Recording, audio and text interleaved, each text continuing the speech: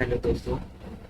आज मैं आपके सामने उत्तर प्रदेश के सांस्कृतिक तत्व से संबंधित जितने भी सवाल बनेंगे, सांस्कृतिक तत्वों से, कला, उत्सव, मेले, पर्व से जितने भी सवाल बनेंगे मैं आपके सामने कंप्लीट थ्योरी लेके आया हूँ।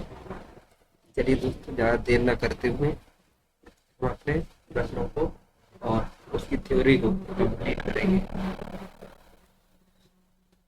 उत्तर प्रदेश की सांस्कृतिक परिधि के अंतर्गत ब्रज अवध ब्रज अवध भोजपुरी, बुंदेलखंड, रोहिलखंड आदि क्षेत्र स्थित हैं। इन क्षेत्रों की पुरातात्विक, ऐतिहासिक और कलात्मक गतिविधियों के संरक्षण, प्रदर्शन, प्रकाशन, अभिलेखीकरण, प्रमाणीकरण,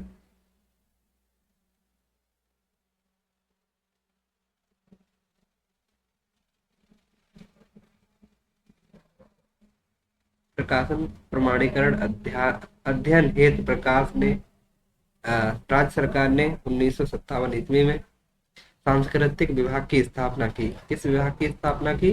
सांस्कृतिक विभाग की स्थापना की।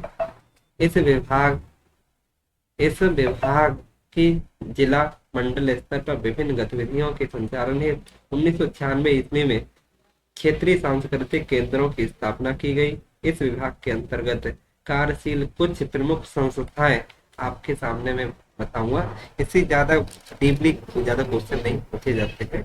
इससे संबंधित ज्यादा ये पहली संस्था है आपकी भारत खंडे संगीत संस्थान। आपसे यही पूछा जाएगा, भारत खंडे संगीत संस्थान कहाँ है? तो आपको बताना होगा ये है लखनऊ में।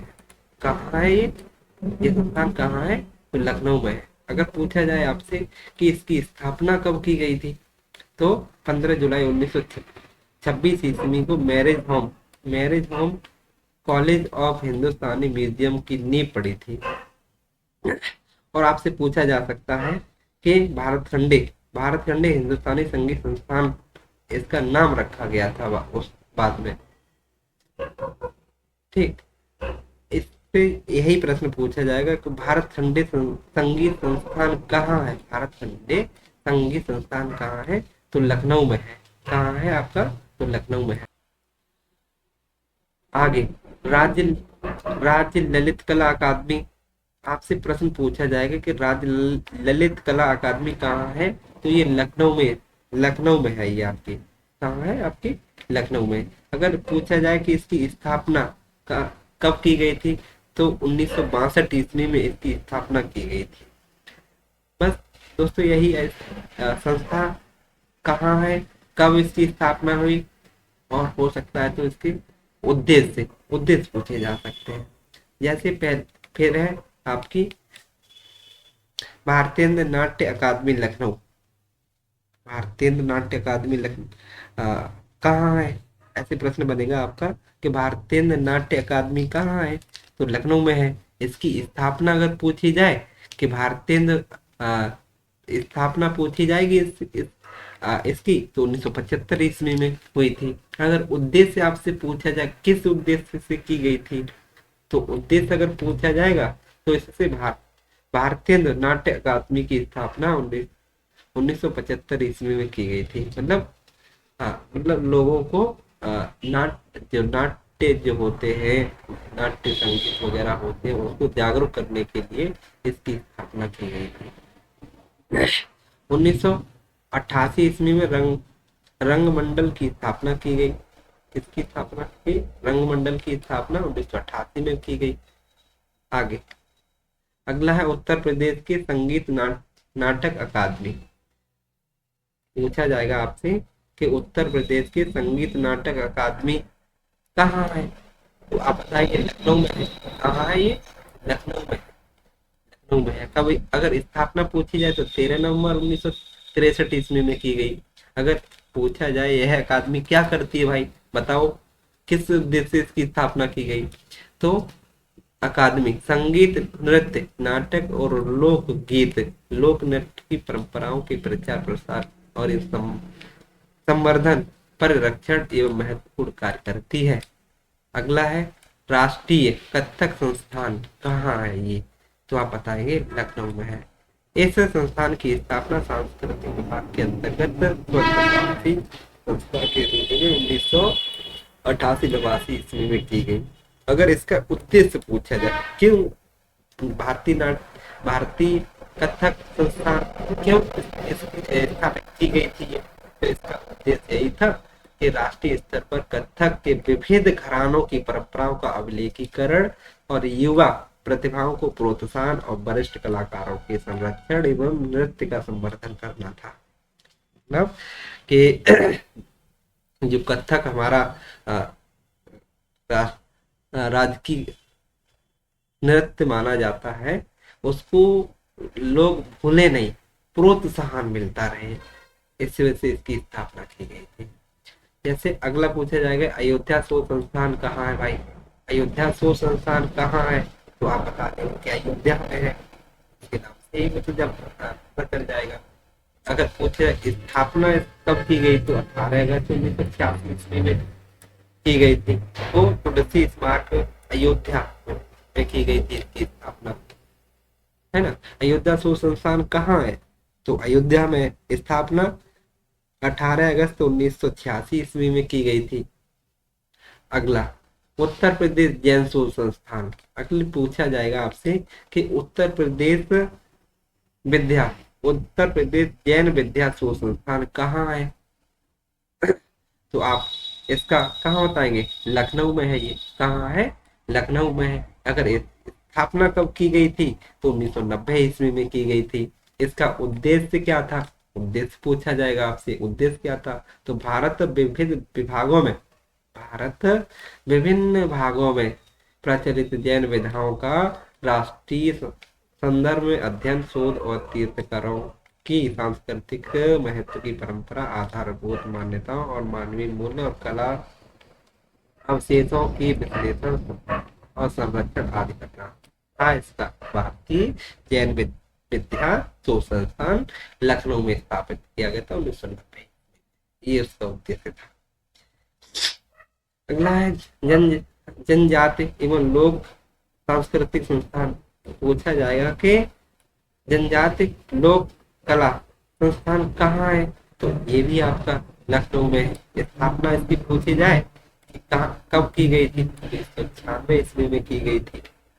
1996 ईस्वी में इसकी स्थापना की गई थी। अगला है सांस्कृतिक तत्व। ये क्या होते हैं भाई सांस्कृतिक तत्व? यहाँ हम प्रदेश के संस्कृति का अध्ययन, विभिन्न सांस्कृतिक तत्वों और कला उत्सव, पर्व और मेले के कार्यक्रम में करेंगे। तत्व जो मनाए जाते हैं, जैसे कला मनाई जाती है, उत्सव मनाए जाते हैं, पर्व मनाए जाते हैं। आप जानते हैं अपने प्रदेश में पर्व बहुत सारे मनाए जाते हैं, मेले बहुत सारे लगते हैं उत्तर प्रदेश में।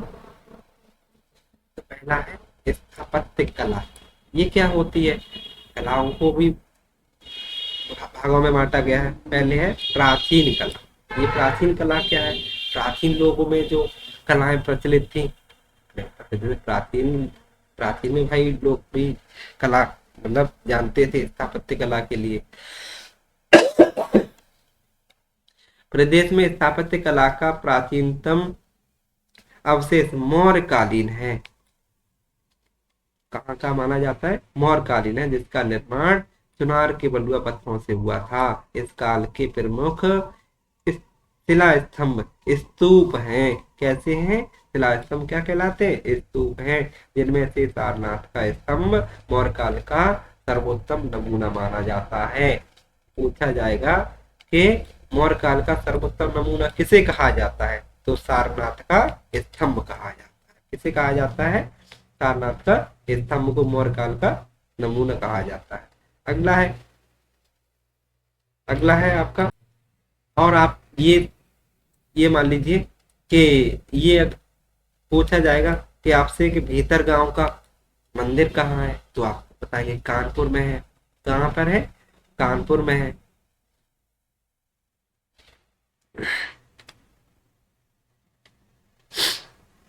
अगली फिर ये प्राचीन काल की स्थापत्य कला हो गई। अगली फिर आएगा मध्यकाल में।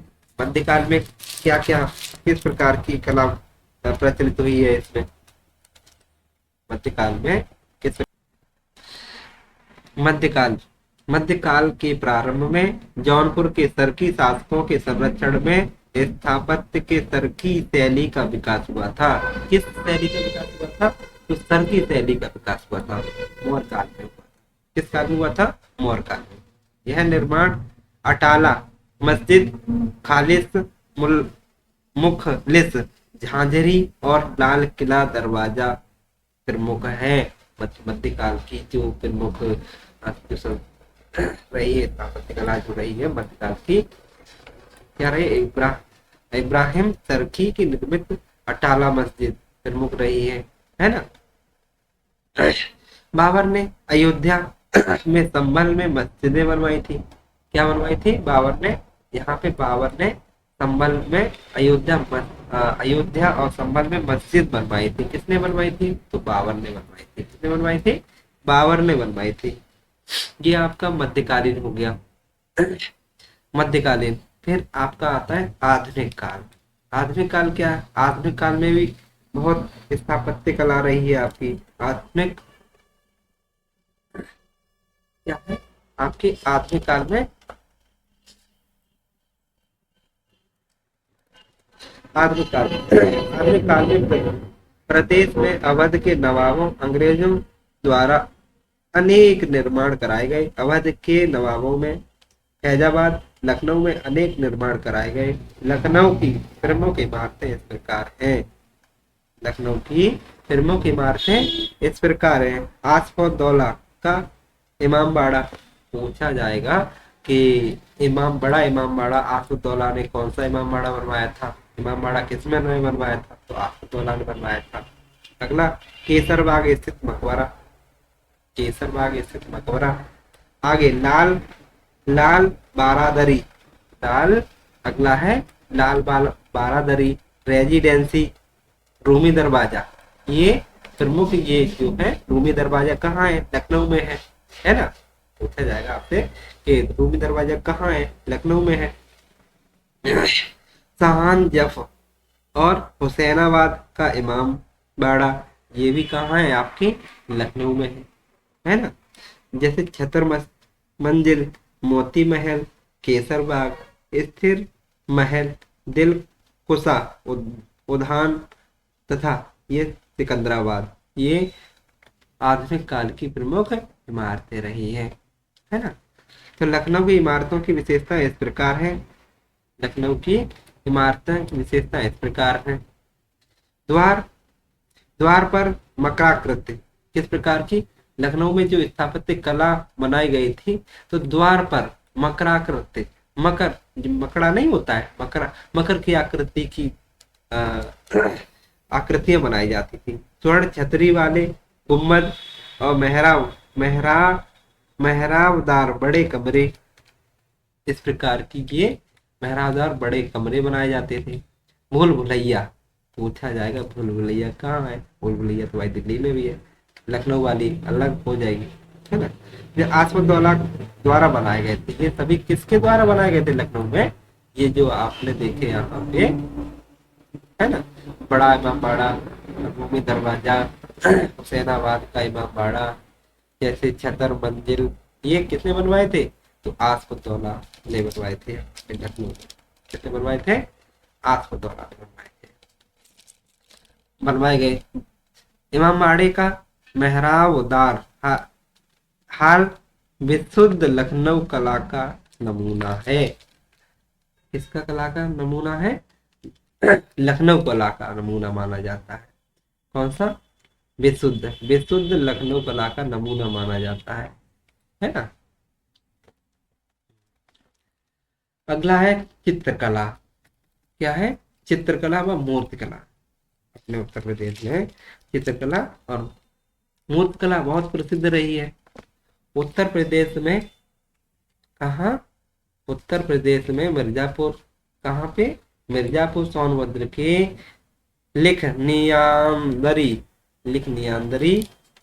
लिखनियांदरी, मानिकपुर, होशंगाबाद, जोगीमारा, रायगढ़ आदि स्थलों की गुफाओं में प्राचीन शैल चित्रकला के कुछ नमूने प्राप्त हुए हैं। कहाँ पे? यहाँ चित्रकला के नमूने प्राप्त हुए हैं। ये नमूने प्राचीन काल में चित्रकला के विकास के बोधक माने जाते हैं। किसके बोधक माने जाते हैं? चित्रकला के माने जाते हैं। मध्यकाल में प्रदेश की प्रमुख चित्रकला शैली मुगल शैली थी। किस कैसी शैली थी मध्यकाल में? मुगल शैली। जब राज्य था तो मुगल शैली मानी जाएगी। ठीक, जिसका शासन होगा तो वही आपकी शैली बनवाएगा। जिसकी नींव हुमायूं द्वारा रखी गई थी। किसके द्वारा रखी गई थी? हुमायूं द्वारा रखी गई थी। उसने फारस से मीर सैयद अली ख्वाजा अब्दुल रसमद नामक चित्रकारों को अपने साथ भारत लाया था। अब्दुल रसमद के चित्र गुलशन चित्र चित्रावली में संकलित है। कौन सी चित्रावली में संकलित है? गुलशन। गुलशन चित्रकली में संकलित है ना। अगला है, जहांगीर के समय मुगल चित्रकला अपने चरमोत्कर्ष पर थी। किसके समय में? जहांगीर के समय में। और मुगल चित्रकला का स्वर्ण युग पर था। इसमें आगरा में एक चित्रशाला बनाई गई थी। कहाँ बनाई गई थी? तो जहांगीर के काल में आगरा में चित्रशाला बनाई गई थी।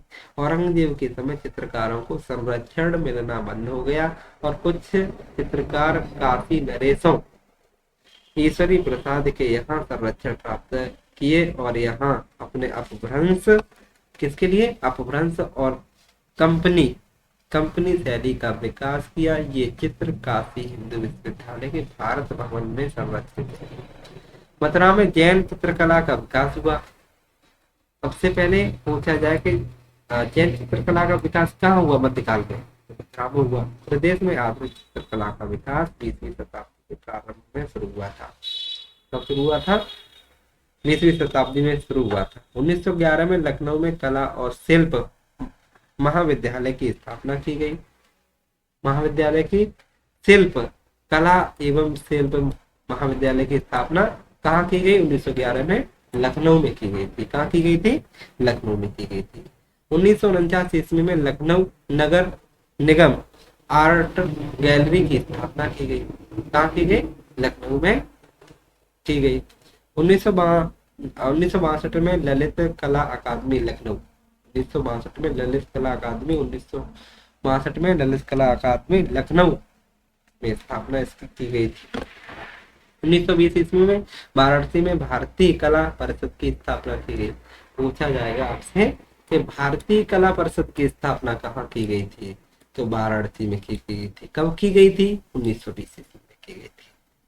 1950 में काशी हिंदू विश्वविद्यालय भारत कला भवन की स्थापना की गई, जो भारत के विशाल चित्रकला का से एक है। 1911 से 1925 तक कला शिल्प महाविद्यालय के प्रधानाचार्य नेथोलियन हार्ड रहे थे। पूछा जाएगा 1911 से 25 तक कला शिल्प महाविद्यालय के प्रधानाचार्य कौन रहे थे? तो नेथोलियन हार्ड रहे थे। ये एक अंग्रेजी थे। अंग्रेज होते हुए भी उन्होंने देशज कला को आगे बढ़ाया था। देशज कला को आगे बढ़ाया। 1925 में बंगाल के असित कुमार हरदार, जो के अवनी बाबू और टैगोर के शिष्य किसके शिष्य? टैगोर के शिष्य लखनऊ आए और कला एवं शिल्प महाविद्यालय के प्रथम भारतीय प्राचार्य बने। कहाँ के बने? भारतीय प्राचार्य बने थे, है ना।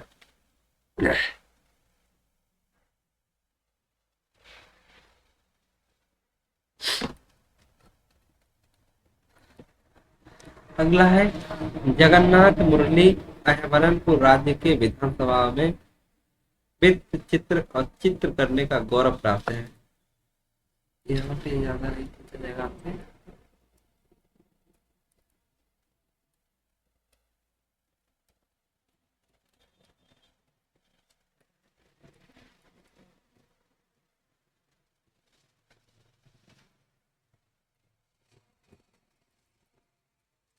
ये देखिए दोस्तों,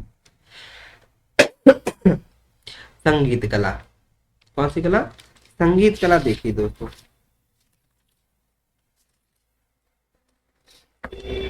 संगीत कला क्या थी? संगीत कला क्या थी? संगीत कला, उत्तर प्रदेश में संगीत कला का प्रारंभ धार्मिक प्रेरणा से हुआ, जिसका प्रमाण हमें उत्तर वैदिक कालीन सामवेद से प्राप्त होता है। किस वेद से प्राप्त होता है? संगीत। आपने सुना होगा, पढ़ा होगा कि किस वेद को, वेद हमारे चार हुए हैं, ऋग्वेद, यजुर्वेद, सामवेद और अथर्ववेद। तो ऋग्वेद को संगीत का जन्मदाता माना जाता है। आपसे ऋग्वेद को संगीत का जन्मदाता माना जाता है। जातकों के अनुसार भगवान बुद्ध के समकालीन कौशाम्बी नरेश बीड़ा के निपुण वादक थे। किसके वादक थे? बीड़ा के निपुण वादक थे कौशाम्बी नरेश। बीड़ा बीड़ा बजाते थे, है ना।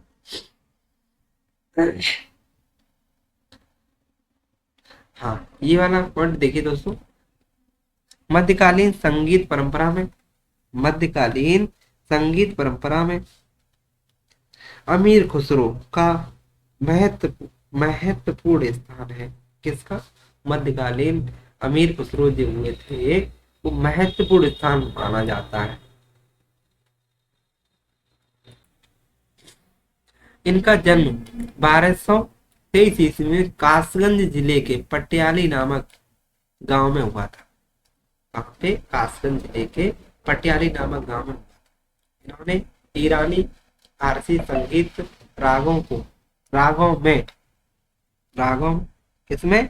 रागों में भारतीय प्रचलित रागों का विस्तरण करके अनेक मधुर गानों का आविष्कार किया।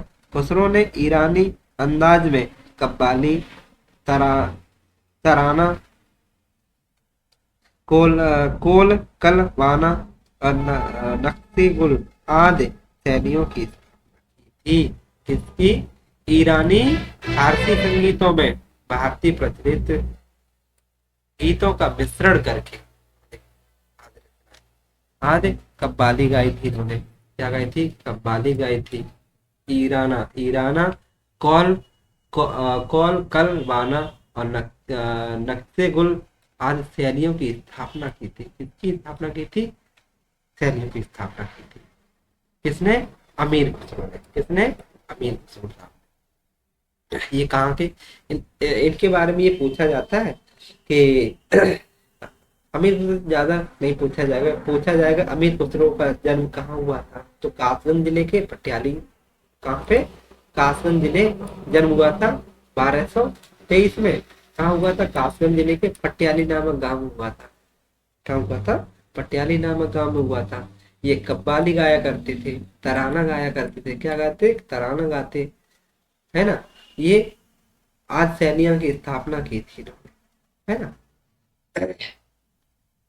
जैसे झूमर आदि ताल आज भी लोकप्रिय हैं। इनके द्वारा द्वारा बनाए गए झूमर ताल आज भी लोकप्रिय माने जाते हैं। किसके द्वारा बनाए गए थे? ये अमीर खुसरो साहब के द्वारा बनाए गए थे। किसके द्वारा बनाए गए थे? अमीर खुसरो साहब के द्वारा बनाए गए थे, है ना। अमीर खुसरो ने उस समय में प्रचलित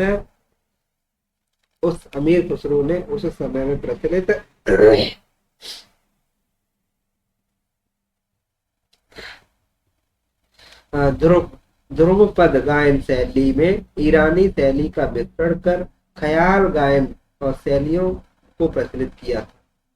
किस शैली में? ध्रुपद शैली में। किस शैली में गाया था? ध्रुपद शैली, है ना। प्रचलित ध्रुपद शैली किया, ध्रुपद शैली गायन किया था और गायन शैली को प्रचलित बनाया था। किस शैली को बनाया था? प्रचलित गायन शैली को नहीं, ख्याल शैली है यहाँ पे, ख्याल शैली को प्रचलित बनाया था।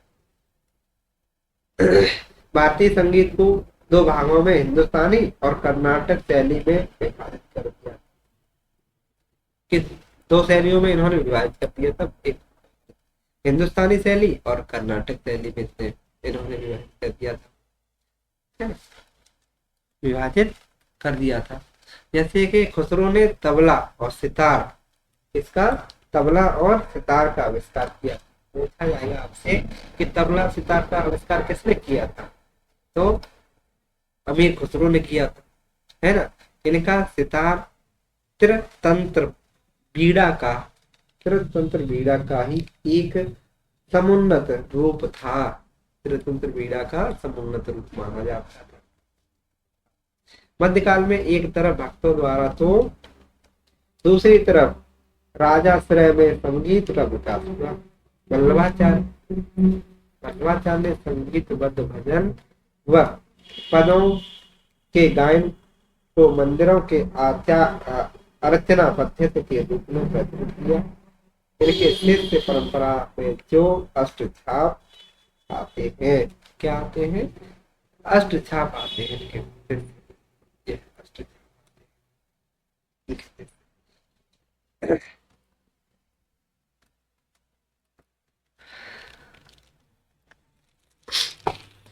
अष्टछाप के कवियों में अगर आपसे पूछा जाए कि अष्टछाप के कवि, ये तो पूछा जाता है कि अष्टछाप के कवि में कौन कौन आते हैं। सूरदास, नंददास और कुम्मन दास, परमानंद दास और परमानंद दास, चतुर्भुज दास आदि अष्ट कवियों में इनकी गिनती करी जाती है ना। प्रातःकालीन पद भैरवी ललित और आशाभारी आदि रंगों में मध्यकालीन पद सारंग जैसे रागों में तो मध्यकालीन पद यमन, धनाश्रयी, पूज्या, धनाश्रयी, केदार, मालकोस, कान्हारा आदि रागिनियां में गाते थे। में ये लोग गाया करते थे। सूरदासी मल्हार के प्रणेता सूरदासी माने जाते है ना। निम्बकाचार संप्रदाय के हरिदासी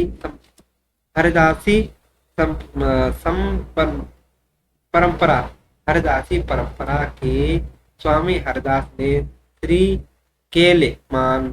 केलमाल अष्टछाप की रचना की थी। आपसे पूछा जाएगा श्री केलमान अष्टछाप की रचना किसने की थी, तो रचना किसने की थी, तो स्वामी हरदास जी ने की थी। किसने की थी, हरदास जी ने की थी। स्वामी हरदास जी का जन्म अलीगढ़ जिले के स्वामी हरदास जी का जन्म अलीगढ़ जिले के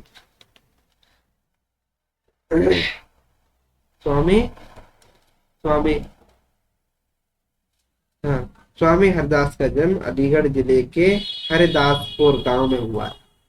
कौन से गांव में हुआ था, हरिदासपुर गांव में हुआ था। लेकिन इन्होंने अपना जीवन वृंदावन के निधिवन नामक स्थान पर व्यतीत किया था। वृंदावन के निधिवन में अपना जीवन व्यतीत किया था। किसने, हरदास जी ने। आपसे पूछा जाएगा कि स्वामी हरदास जी कहाँ इनका जन्म हुआ था, तो अलीगढ़ में हुआ था। लेकिन ये रहते कहाँ थे, तो मथुरा में रहते थे। कहाँ, मथुरा में भी पूछा जाए कहाँ रहते थे, तो वृंदावन में रहते थे। वृंदावन के निधिवन में कहाँ रहते थे, वृंदावन के निधिवन में रहते थे। ग्रंथ नाद विनाद में स्वामी हरदास के गोपाल, मदन राय, रामदास, दिवाकर पंडित, नाथ पंडित, सोरेनसन, तानसेन आदि 8 नामों का उल्लेख है। स्वामी हरदास ने तानसेन को राग दीपक, बैजू को राम मेघ और गोपाल को राग मालकोस आदि प्रसिद्ध कराया था। तानसेन ने स्वामी जी से बीड़ा वादन में भी प्रसिद्धि प्राप्त की थी। स्वामी हरदास की परंपरा में अनेक संगीतज्ञ हुए। उन्होंने संगीत परंपरा को समृद्ध किया था। किसने, स्वामी हरदास जी ने। किसने किया था? स्वामी हरदास जी ने।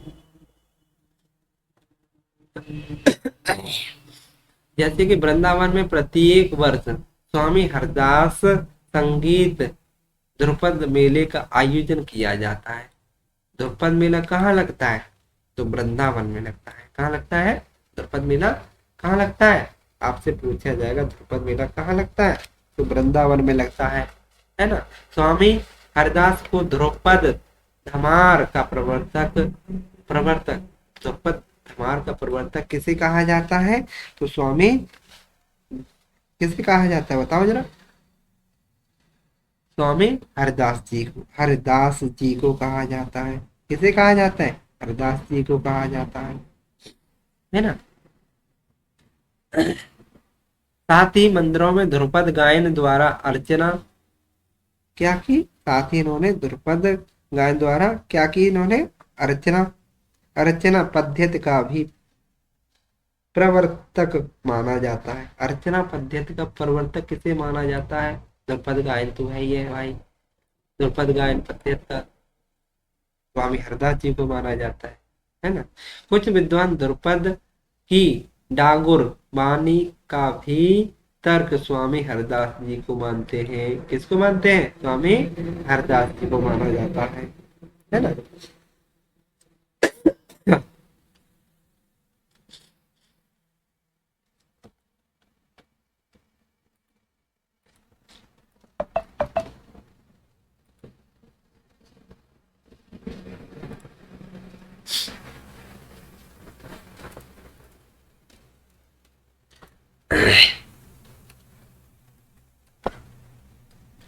अगला है जौनपुर। कौन सा जिला है? जौनपुर के शासक सुल्तान हुसैन सरकी ने कव्वाली की धुन पर बड़ा ख्याल का प्रवर्तक किया, जो टप्पा शैली का भी प्रचलन किया। बड़े ख्यालों को दो महान बीनकारों अदारंग तथा अदारंग और सदारंग ने विकसित किया था। अगला ये पूछा जाएगा कि टप्पा शैली कहाँ की है? तो जौनपुर की है। किसने इसका किस टप्पा शैली को किसने विकसित किया था? तो हुसैन सरकी ने किया था। किसने किया था? हुसैन सरकी ने किया। दोस्तों जो मोस्ट इम्पोर्टेंट है मैं वही आ, बताने की कोशिश कर रहा हूँ, जिससे कि आपसे अधिक से अधिक प्रश्नों को बता सकूं, आपको अधिक से अधिक लाभ हो सके मेरे द्वारा बताए गए प्रश्नों के माध्यम से। अगला है मध्य मध्यकाल। मध्यकाल के बाद प्रदेश में लखनऊ, वाराणसी, किराना, आगरा आदि घरानों से शास्त्रीय संगीत साहित्य में ऐसे ही महान गायक और वादक प्रसिद्ध किए, जिन्होंने संगीत परंपरा के इतिहास को समृद्ध किया। और प्रमुख घराने इस प्रकार हैं। मध्यकाल में जो घराने हुए हैं, तो ये तो मान ही लीजिए ये घराने बहुत उत्तर प्रदेश से पूछे जाते हैं। उत्तर प्रदेश की परीक्षाओं में भर भर के प्रश्न पूछे जाते हैं। मध्यकाल में आगरा संगीत का सबसे बड़ा केंद्र था। पूछा जाएगा कि मध्यकाल में सबसे बड़ा संगीत का केंद्र किस जिले को कहा जाता है? तो आगरा किले को कहा जाता है। किस किले को कहा जाता है? आगरा किले को। आगरा को कहा जाता है ना।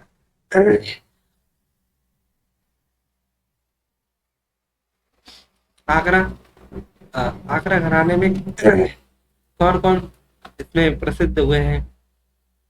इस घराने के गायक जो थे, ख्याल के साथ ही ध्रुपद और धामर में पारंगत थे। किस घराने के? आगरा घराने के। इस घराने के गायकों में सैयद सैयद खां, पंडित विश्व भर दीन और भास्कर हुआ और बखेले आदि बहुत प्रसिद्ध रहे हैं, है ना। प्रसिद्ध रहे हैं ये लोग।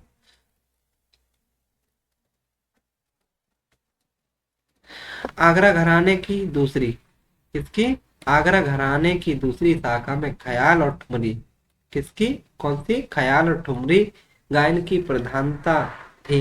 इसे कव्वाल या बच्चा घराना भी कहा जाता है। का आपसे पूछा जाएगा कव्वाल या बच्चा घराना किस घराने को कहा जाता है? तो आगरा घराने को कहा जाता है। किस घराने को कहा जाता है? आगरा घराने को कहा जाता है। लखनऊ घराना, अपने भाई लखनऊ में भी लोग प्रसिद्ध थे। अवध के नवाब वाजिद अली शाह, कहाँ के नवाब थे ये? अवध के रहने वाले थे वाजिद अली शाह। एक संगीत मर्मज्ञ, कला प्रेमी और संगीतज्ञ थे। उनके शासनकाल को अवध की कला की दृष्टि से स्वर्ण युग कहा जाता है। क्या कहा जाता है? स्वर्ण युग कहा जाता है। किसकी कला को? लखनऊ घराने की कला, है ना, स्वर्ण युग कहा जा सकता है। उनके दरबार में बिंदादीन जैसे कथक नृत्य, कौन से? बिंदादीन कथक नृत्य। पूछा जाएगा कि कथक नृत्य से कौन संबंधित था? तो बिंदादीन, ये कहाँ के रहने वाले थे? तो किस घराने से संबंधित थे? तो लखनऊ घराने से, है ना। किस घराने से संबंधित थे? तो लखनऊ घराने से संबंधित। आचार्य कोदो सिंह और पखावज शोभा बढ़ाते थे। उनके दरबार में ठुमरी भाव और श्रृंगार प्रधान बंदिशों का विशेष प्रचलन था, जो अधिक भैरवी और काफी खम्माज, तेज चित्तौड़ी आदि राग राग थी। सतीब चांदी 14 मात्रा, जल जल ताल कहराव कहरावा आदि तालों में गाय गाई जाती थी। यह घराना मुख्यतः ख्याल और ध्रुपद गायन के लिए प्रसिद्ध था। कौन सा घराना? लखनऊ घराना ख्याल गायन की से संबंधित था। जैसे कि खुर्शीद अली खां, लखनऊ कौन से? खुर्शीद अली खां किस घराने से संबंधित थे? तो लखनऊ घराने से संबंधित थे। किस घराने से संबंधित थे? लखनऊ घराने से संबंधित थे। आगे अगला पूछा जाएगा आपसे कि मियां गुलाम नबी नबी सौरी ने टप्पा शैली का प्रवर्तन किया था। टप्पा शैली का प्रवर्तन किसने किया था? तो मियां गुलाम नबी सौरी ने किया था। किसने किया था? टप्पा शैली का मियां गुलाब ने। गजल की बेगम अख्तर, गजल की बेगम अख्तर इसी घराने की थी। किस घराने की? लखनऊ घराने की थी। किस घराने की थी? लखनऊ घराने की थी। सादिक अली खान, जो सादिक अली खान थे, ये बीड़ा से संबंधित थे। किससे संबंधित थे? बीड़ा से। जैसे मौदू खां और बख्सूर खां ने तबले के लखनऊ घराने का सूत्रपात किया था। पूछा जाएगा कि लखनऊ के तबले के सूत्रपात किसने किया था? तो मौदू खां द्वारा बख्सूर खां के द्वारा किया गया था, है ना।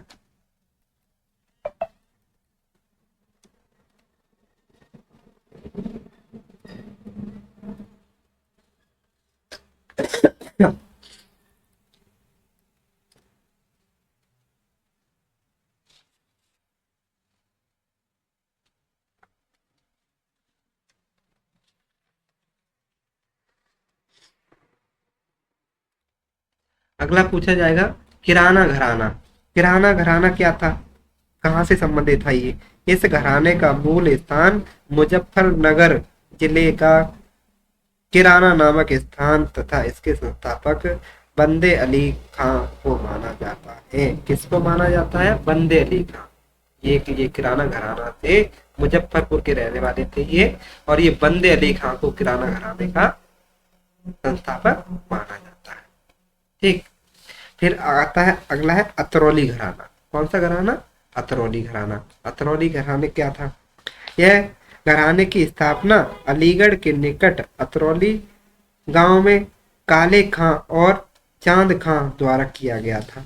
किसके द्वारा? अतरौली घराने की काले खां और चांद खां के द्वारा अतरौली घराने की स्थापना की गई थी।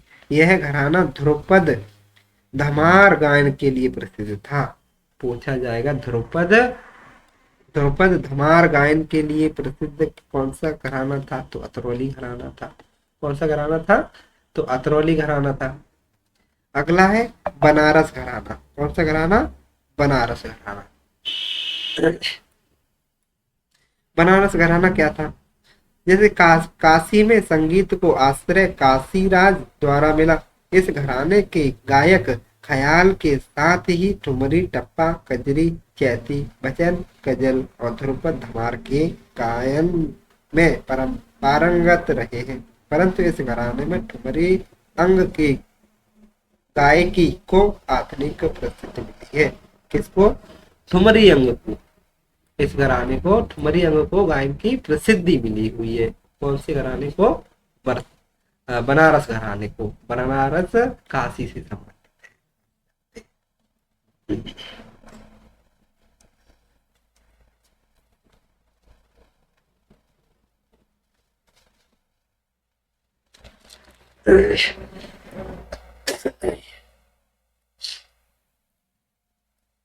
अगला घराना है सहारनपुर घराना। पूछा जाएगा आपसे, सहारनपुर घराने में कौन प्रसिद्ध था? इस घराने के संस्थापक सूफी संत खलीफा मोहम्मद जमा थे। कौन से थे संस्थापक? सूफी संस्थापक थे खलीफा मोहम्मद जमा। इसके इस घराने के संस्थापक माने जाते हैं, है ना।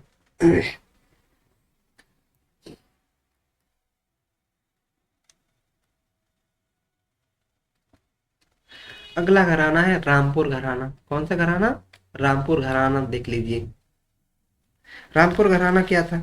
इस घराने के संस्थापक नेमत खां सदारंग और उसके शिष्य अमीर खुसरो द्वारा शुरू की गई ख्याल गायकी को इस घराने ने बुंदेलियों पर पहुंचा दिया।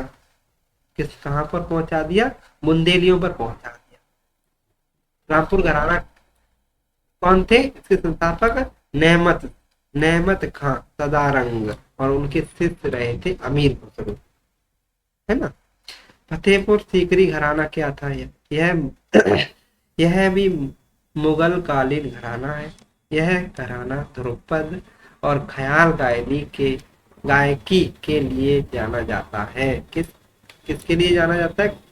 ध्रुपद ध्रुपद के लिए और ख्याल गायकी के लिए जाना जाता है। कौन सा घराना?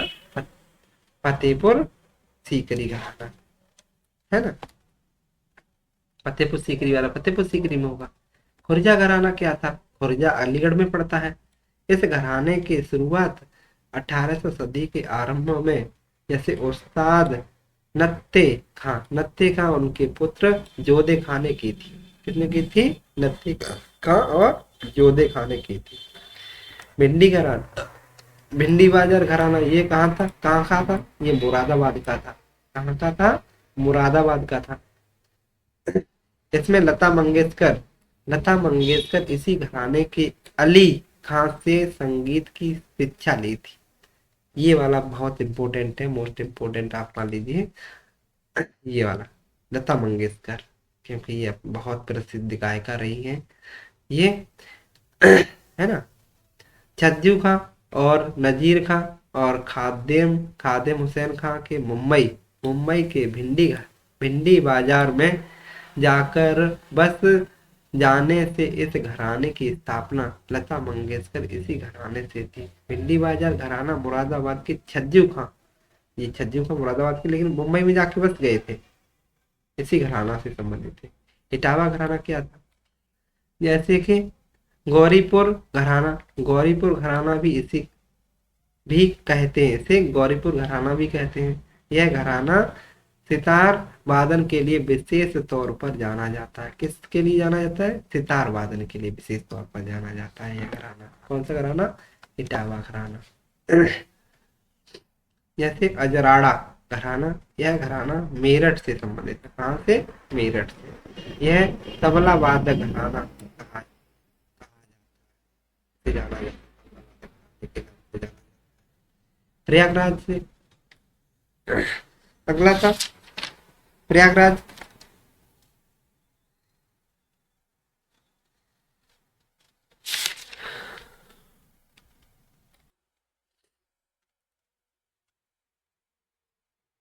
संगीत कला। अगला देखिए, संगीत कला। संगीत कला क्या है? प्रदेश में लोक गीतों की एक प्रसिद्ध समृद्ध परंपरा रही है। यह क्षेत्र और अवसर के अनुसार लोक गीतों से सुर लय ताल आदि में काफी भिन्नता देखने को मिलती है और प्रदेश में क्षेत्रवार गाए जाने वाले प्रमुख लोक गीत इस प्रकार है। यहाँ पे क्षेत्रवार अलग अलग क्षेत्रों में अलग अलग प्रकार के लोक गीत गाए जाते हैं अपने यहाँ पे, है ना। क्या गाए जाते हैं? अलग अलग क्षेत्रों में अलग अलग लोकगीत गाए जाते हैं। जैसे कजरी। कजरी आपने सुना होगा, कजरी गाया जाता है। कजरी कजरी चौलर कराही मारी पूर्वी कहरवा, ये संबंधित ये लोकगीत हैं। ये कव्वाली आदि लोकगीत पूर्वांचल में गाए जाते हैं। कहाँ गाए जाते हैं ये वाले लोकगीत? पूर्वांचल में गाए जाते हैं। कजरी बरसा ऋतु का लोकगीत है। ये इसकी उत्पत्ति मिर्जापुर में मानी जाती है। मिर्जापुर में भाद्र कृष्ण तृतीया को विंध्यवासिनी देवी के जन्मोत्सव कजरी पर्व के रूप में मनाया जाता है। आपसे पूछा जाएगा कि कजरी पर्व कहाँ मनाया जाता है मुख्य रूप से, तो मिर्जापुर में मनाया जाता है। कहाँ मनाया जाता है? मिर्जापुर में मनाया जाता है ना। अगला,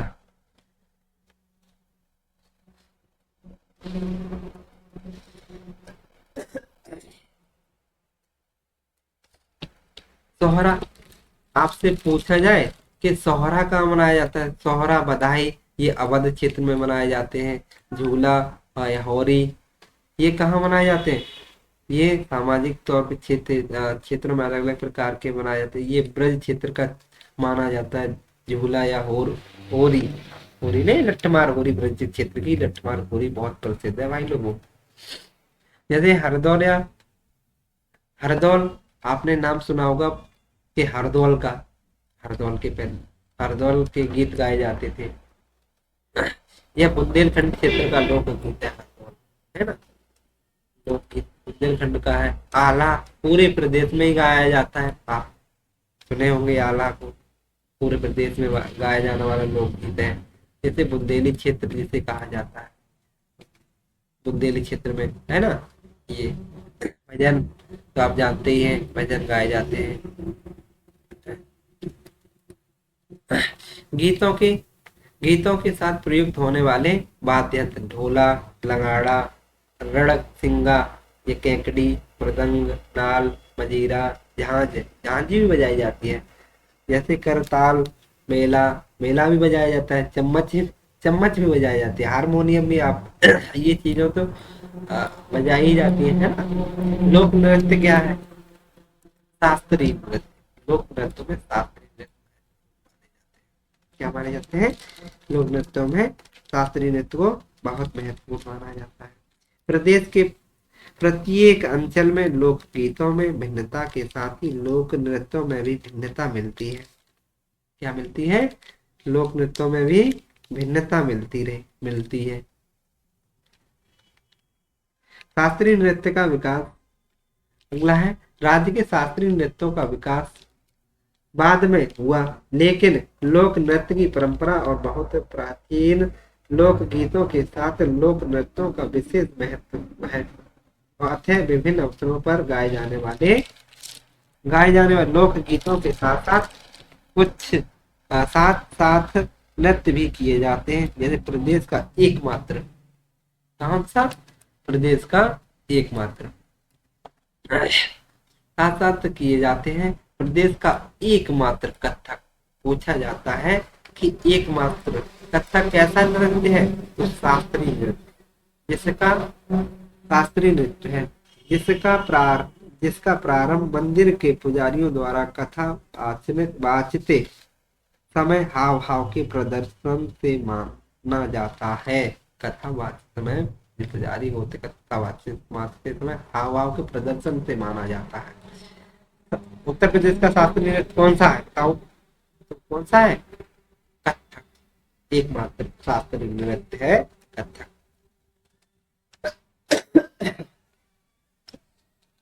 है ना।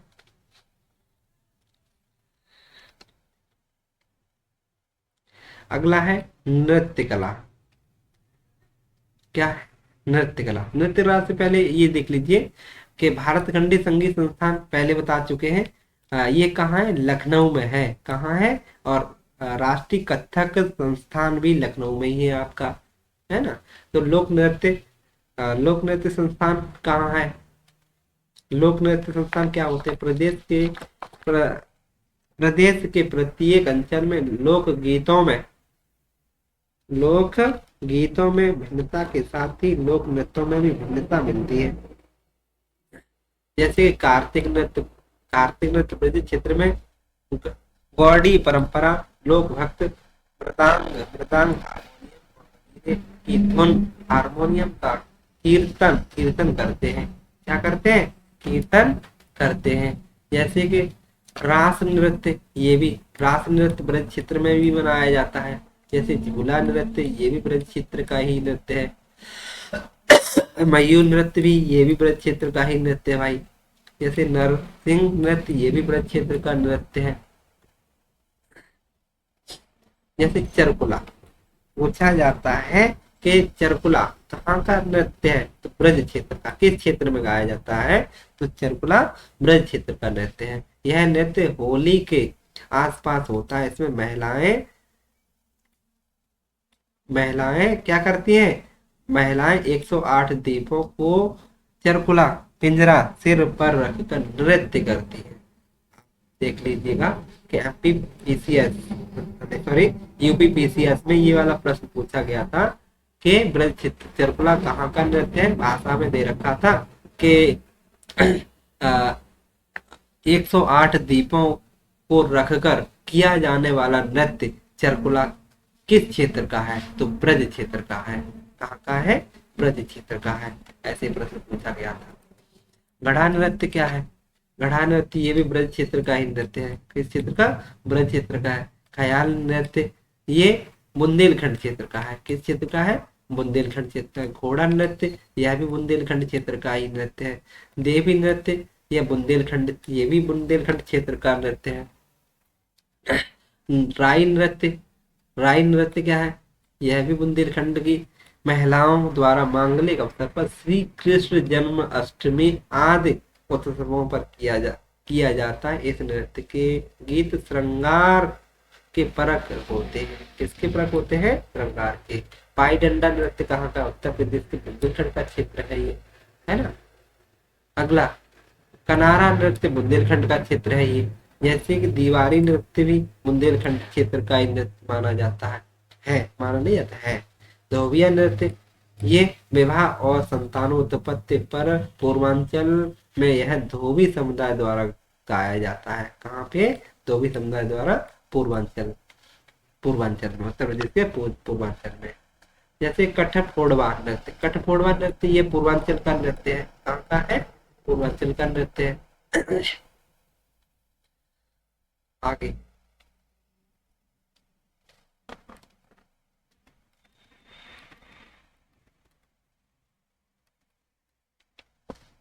आगे देख लीजिए नाट्यकला शास्त्री। ये क्या है? नाट्यकला शास्त्री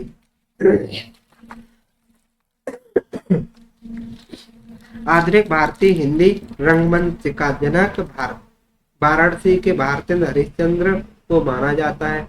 जबकि भारतेंद्र साहित्य बालकृष्ण भट्ट, देवकी नंदन त्रिपाठी और शीतला प्रसाद गोपाल हिंद, राधा कृष्ण दास और माधव शुक्ल को हिंदी नाटक का प्रजापति कहा जाता है। इसे कहा जाता है भारतेंद्र हरिश्चंद्र को, और इधर ये प्रजापति को आज भारतीय नाटक का क्या कहा जाता है? प्रजापति कहा जाता है।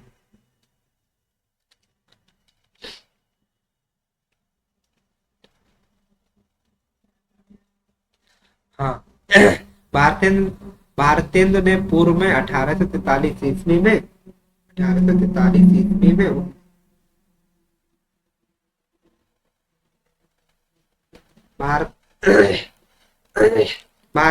भारतेंद्र ने पूर्व में 1843 में नवाब वाजिद अली शाह लिखित किस्सा राधा कन्हैया व उन्हीं के संरक्षण में सैयद खां हसन लखनवी कृत्य इंद्र सभा के मंचन का जिक्र किया है ना, जिक्र किया हुआ है।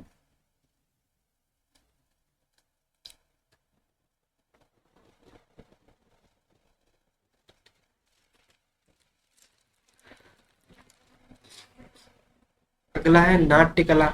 नाट्यकला क्या है? नाट्यकला प्रदेश के अंचलों में लोक नाट्य की एक समृद्ध परंपरा रही है।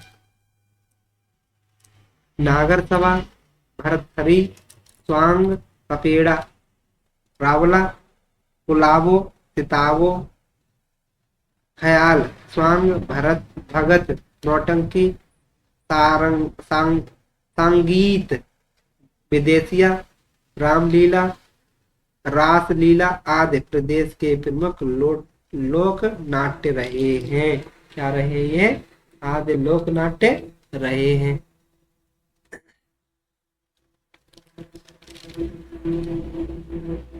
अब आप देख लीजिए उत्तर प्रदेश के मेले। क्या देख लीजिए? उत्तर प्रदेश के मेले। उत्तर प्रदेश में प्रतिवर्ष लगभग 2250 मेलों का आयोजन किया जाता है। उत्तर प्रदेश में पूछा जाए आपसे, उत्तर प्रदेश में कितने मेलों का आयोजन किया जाता है? 2250, जो कि राज्य के समृद्ध सांस्कृतिक विरासत के प्रतीक है। राज्य में सर्वाधिक मेले 86 मेले मथुरा में, फिर कानपुर में 80 और हमीरपुर में 79, झांसी में 78, आगरा में 72 और जयपुर में 70 मेले लगते हैं। सबसे कम मेले पीलीभीत में लगते हैं। आपसे पूछा जाएगा सबसे मेले ज्यादा कहाँ लगते हैं, तो मथुरा में लगते हैं। सबसे कम मेले कहाँ लगते हैं, तो पीलीभीत में लगते हैं। वार्षिक वार्षिकोत्सव। प्रमुख वार्षिकोत्सव प्रदेश के सांस्कृतिक विभाग द्वारा प्रत्येक वर्ष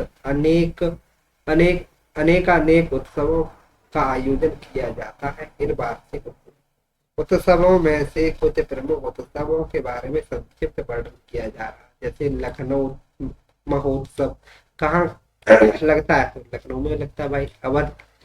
अवध परंपरा की संगीत नृत्य वैभव, जनाकत एवं नफासत का दिग्दर्शन कराया जाता है ना। वाराणसी उत्सव वाराणसी में है।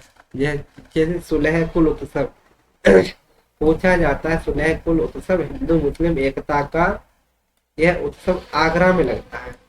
पूछा जाएगा सुलह कुल उत्सव हिंदू मुस्लिम एकता का कौन सा उत्सव है जो एक माना जाता है? तो सुलह कुल उत्सव है। कहाँ लगता है? तो आगरा में लगता है। कन्नौज उत्सव पर्यटन के लिए जाना जाता है। कहाँ लगता है? कन्नौज में लगता है प्रत्येक वर्ष। ताज महोत्सव कहाँ लगेगा? ताज महोत्सव आगरा में है, तो आगरा में लगेगा ताज महोत्सव। पूछा जाता है कि कब लगता है? फरवरी माह में लगता है ना। प्रयाग महोत्सव प्रयाग में लगेगा, प्रयागराज में लगेगा। त्रिवेणी महोत्सव कहाँ लगता है? फरवरी माह के प्रयागराज में लगता है ना। आगे कंपिल महोत्सव फर्रुखाबाद में लगता है। पूछा जाते हैं कि कंपिल महोत्सव कहाँ लगता है? फर्रुखाबाद में लगता है ना। जैसे सरधना महोत्सव यह कहाँ लगता है? मेरठ में। सरधना महोत्सव कहाँ लगता है? मेरठ में लगता है। जैसे लठमार महोत्सव, ये आपसे बहुत प्रसिद्ध है कि लठमार होली कहाँ की प्रसिद्ध है? तो ये मथुरा की भाई। मथुरा जिले के बरसाना में उसके एक बाद नंदगांव की प्रसिद्ध है। बरसाना की और नंदगांव की होली प्रसिद्ध है। बुंदेलखंड के लोध राजपूत बहुत लगभग 300 गांवों में भी लठमार होली मनाई जाती है। बुंदेलखंड में भी लठमार होली मनाई जाती है। बिठूर गंगा महोत्सव पूछा जाता है। बिठूर गंगा महोत्सव कहाँ लगता है? तो बिठूर कानपुर के बिठूर में लगता है। गंगा महोत्सव कहाँ लगता है? तो यह महोत्सव वाराणसी में लगता है। यमुना महोत्सव कहाँ लगता है? ये मथुरा में लगता है। कहाँ लगता है? मथुरा में लगता है। कबीर महोत्सव पूछा जाएगा आपसे, तो संत कबीर नगर में लगता है। ये जीवन दर्शन को आप अधिकाधिक प्रसारित करने हैं संत कबीर ने जनपद के मगहर में प्रत्येक वर्ष इस उत्सव के मेले का आयोजन किया जाता है। झांसी महोत्सव झांसी में लगेगा, कब लगेगा, फरवरी में लगेगा, वहां में लगेगा। सैफई महोत्सव सैफई में लगेगा, जनवरी वहां में, है ना। सैफई इटापा इटापा में पड़ती है। जैसे कि कजरी महोत्सव मिर्जापुर में लगता है। कहाँ लगता है? मिर्जापुर में लगता है ना। आगे चलचित्र फिल्म से संबंधित, चलचित्र फिल्म से संबंधित आप देख लीजिए प्रमुख है। भारत के फिल्म उद्योग हिंदी में दर्शकों एवं कलाकारों दोनों ही दृष्टि से उत्तर प्रदेश का महत्वपूर्ण स्थान रहा है। बॉलीवुड के हिंदी फिल्मों का सबसे बड़ा बाजार उत्तर प्रदेश ही है।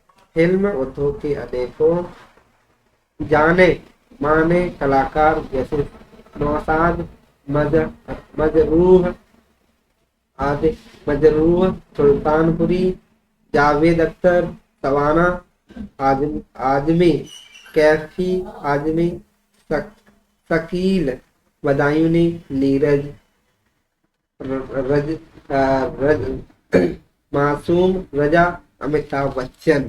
कौन? अमिताभ बच्चन भी यही अपने उत्तर प्रदेश के रहने वाले, उत्तर प्रदेश आदि उत्तर प्रदेश के ही निवासी रहे हैं ये लोग, है ना।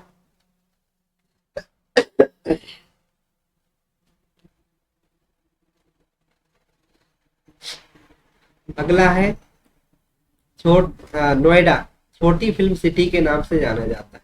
पूछा जाएगा कि उत्तर प्रदेश का ऐसा कौन सा जिला है जो छोटी फिल्म सिटी के नाम से जाना जाता है, तो नोएडा को जाना जाता है। राज्य में फिल्म उद्योगों के विकास हेतु प्रथम फिल्म नीति 1999 में घोषित की गई थी। कब की गई थी? 1999 ईस्वी में घोषित की गई थी फिल्म, प्रथम फिल्म नीति।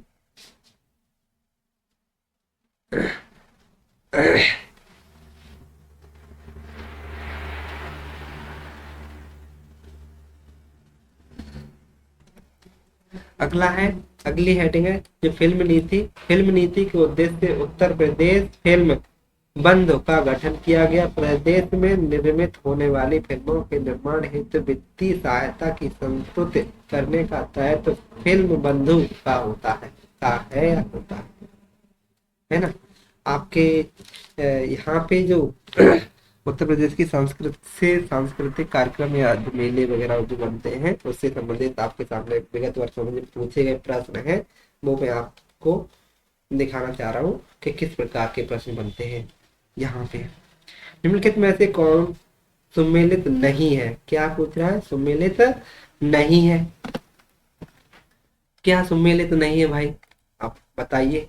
जैसे बिरजू महाराज बताए थे हम, बिरजू महाराज किससे संबंधित थे? कथक से संबंधित है, ये सही है। बिस्मिल्लाह खां शहनाई वादक है, सही है। जैसे अजमत अली खां ये सरोद वादक है, ये सही है। लेकिन जैकिर हुसैन खां हारमोनियम वादक नहीं है, ये यहाँ पे क्या हो जाएगा? गलत हो जाएगा आपका। दूसरा प्रश्न है आपका, कौन सा प्रश्न है? दूसरा प्रश्न है संगीत शिक्षा हेतु उत्तर प्रदेश की प्रथम संगीत महाविद्यालय कहाँ महाविद्यालय है? प्रथम संगीत महाविद्यालय पूछा जा रहा है, तो कहाँ है?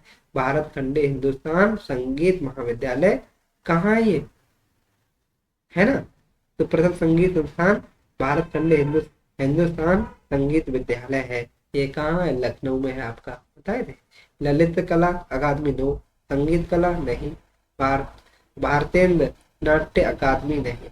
तो कौन सा हो जाएगा? इस प्रकार से आपको प्रश्न पूछे जाते हैं। 2000 पीसीएस में पूछा हुआ सवाल है, 2004 में आपका। तीसरा प्रश्न है आपका संगीत शिक्षा प्रदान हेतु उत्तर प्रदेश में स्थापित प्रथम संगीत महाविद्यालय कौन सा है? यही पूछा है यहाँ पे भी पूछा है, तेरे में पूछ लिया। भारत खंडे हिंदुस्तान संगीत महाविद्यालय लखनऊ, कहाँ है ये? लखनऊ में। चौथा प्रश्न है आपका, कौन सा? चौथा प्रश्न है कि उत्तर प्रदेश में जैन बौद्ध संगीत संस्थान का, तो ये कौशाम्बी में है। सारनाथ में नहीं है, देवी पाटन में नहीं, कुशीनगर में भी नहीं है। तो यहाँ पे कौन सा यहाँ पे मिलान पूछ रहा है, जैसे कि बिरहा, भोजपुरी में बिरहा, ऊंट सही है। बिरहा कहाँ है? भोजपुर, भोजपुर में है। कजरी कहाँ गाया जाता है? अवध में गाया जाता है। जैसे कि हमारा, हमारा बुंदेली में, गरासिया, ब्रज, सॉरी, रसिया, रसिया कहाँ गाया जाता है? मनाया जाता है, गाया जाता है, ब्रज में मनाया जाता है। तो आपका कौन सा प्रश्न सही हो जाएगा? चौथा हो जाएगा, घटिया ऑप्शन। अमीर खुसरो ने किस विकास में अग्रणी भूमिका निभाई थी? पूछा था। अमीर खुसरो कहाँ के रहने वाले थे? उत्तर प्रदेश की। उत्तर प्रदेश में जिला पूछा जाए तो अमीर खुसरो कासगंज जिले के पटियाले, तो कहाँ के थे? खड़ी बोली से संबंधित। उत्तर प्रदेश सांस्कृतिक केंद्र, उत्तर प्रदेश सांस्कृतिक केंद्र कहाँ है? ये प्रयागराज में है आपका। आगरा में है, लखनऊ में, वाराणसी में है? बताइए आप। प्रयागराज में है। इस प्रकार मेरा मेरा उद्देश्य यही है कि आपको प्रश्नों को दिखाना कि किस प्रकार के प्रश्न पूछे जाते हैं। ये आपके एमपीपीसीएस के प्रश्न है। सितार मिश्रण है, सितार मिश्रण है, किसका सितार मिश्रण होता है? ये बीड़ा और तमूरे का मिश्रण होता है सितार, है ना। कर्मा किस क्षेत्र का लोक नृत्य है? तो सोनभद्र का है। किसका है? सोनभद्र का है ना। निम्नलिखित में सम्मिलित नहीं है। इसमें आल्हा कहाँ गाई जाती है? बुंदेलखंड क्षेत्र में गाई जाती है, सही है। जैसे कि रसिया बरसाना में गाई जाती है, ब्रज क्षेत्र में। कजरी मिर्जापुर में। बिरहा कन्नौज में। नो, यही यही गलत हो जाएगा, है ना। यही निम्नलिखित में से सबसे प्राचीन वाद्य यंत्र है? सबसे प्राचीन कौन सा? बीड़ा है, सितार है, तबला है, सरोद है, बीड़ा। बीड़ा सबसे प्राचीन वाद्य यंत्र माना जाता है। अगला है सुमेलित करें, सुमेलित करना। उस्ताद विसायत खां, उस्ताद विसायत खां किससे संबंधित थे? ये सितार वादक थे। जैसे कि फिदा हुसैन, फिदा हुसैन किससे संबंधित थे? हिंदी रंगमंच से संबंधित थे। जैसे सितारा देवी किससे थी? तो कथक से संबंधित थी। कथक एकमात्र शास्त्रीय नृत्य है उत्तर प्रदेश का। और कहाँ है इसकी संस्था? लखनऊ में है। जतिन भट्टाचार्य, ये कौन थे? ये सरोद वादक थे। कौन थे? सरोद वादक। तो इसका ऑप्शन में कौन सा सही हो जाएगा? चौथा हो जाएगा। तानसेन का मकबरा कहाँ है? ये ग्वालियर में है। कहाँ है? ग्वालियर में। जैसे राई लोक नृत्य का संबंध यूपी के निम्न में से किस एक क्षेत्र से है? कौन सा नृत्य? राई नृत्य। तो बुंदेलखंड में गाया जाता है भाई राई नृत्य। ताज महोत्सव कहाँ गाया जाता है? बताइए, बताओ। लखनऊ में है। किस महीने में गाया जाता है? तो फरवरी में गाया जाता है।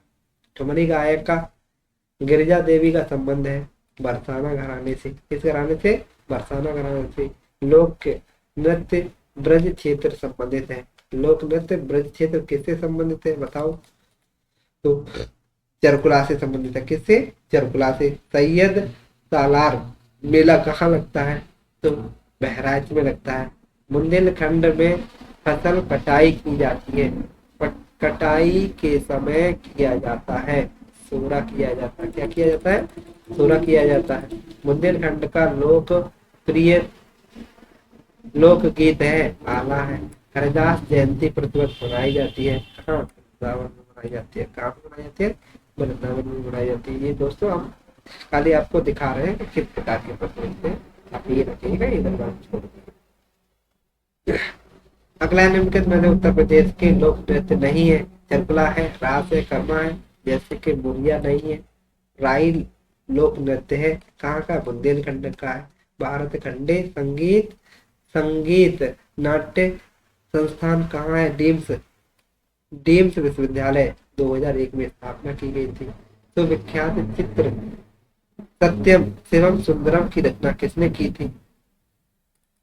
किसने की थी? जो जो शिवनंदन नौटियाल ने की थी। किसने की थी? शिवनंदन नौटियाल ने की थी। हिंदू मुस्लिम एकता का प्रतीक सुलह कुल महोत्सव मनाया जाता है आगरा में। आगरा में सुलह कुल महोत्सव, है ना। लखनऊ के सांस्कृतिक क्रियाकलापों को योगदान नहीं देता है, हिंदी देती है। दूल्हे खां देते हैं, लियाकत खां देते हैं, लेकिन मेहंदी नहीं देती है। चित्रकला की मुगल शैली का आरंभ किया गया था, हुमायूं ने किया। किसने किया था? हुमायूं ने किया था।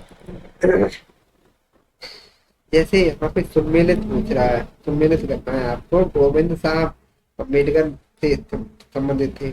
आगे कैलाश मेला कहाँ लगता है? आगे आगरा में लगता है। सैयद सलार का मेला बहराइच में लगता है। जैसे शाकंभरी मेला सहारनपुर में लगता है। कहाँ लगता है? सहारनपुर में लगता है। उत्तर प्रदेश में वर्षा के समय गाया जाने वाला लोक नृत्य कजरी गाया जाता है। क्या गाया जाता है? कजरी गाया जाता है। मिर्जापुर प्रसिद्ध है। मिर्जापुर तो कजरी के लिए प्रसिद्ध है। किसके लिए प्रसिद्ध है? सम्मिलित नहीं पूछ रहा है इसमें। जैसे बिरजू महाराज कथक से थे, हाँ है। जैसे आला महोत्सव आला महुआ से, सही है।